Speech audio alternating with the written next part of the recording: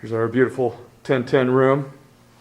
Okay, so what we have here, we have our power switch, and it's all indicated right here on the upper lip of your there we go, we got it focused.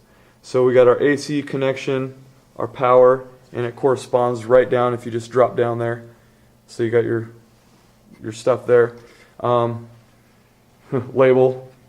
And then if we look here, try to get it focused again. It's all going to be upside down here.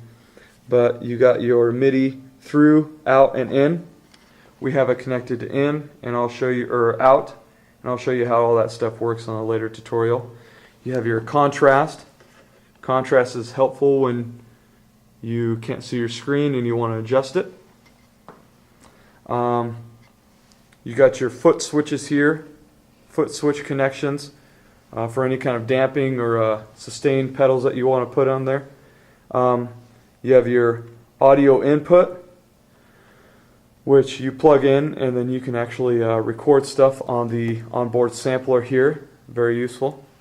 You have your line. Let me tilt it here so you can actually read all this stuff. Line in basically drops about 10 decibels, and then if you hit mic in, that's going to bring your decibels up. There's a little bit of a hissing when I turn that on, so you can hear. And then here's your volume here for your inputs, so that you're not too loud when you're plugging actual audio into there. Here's your audio output.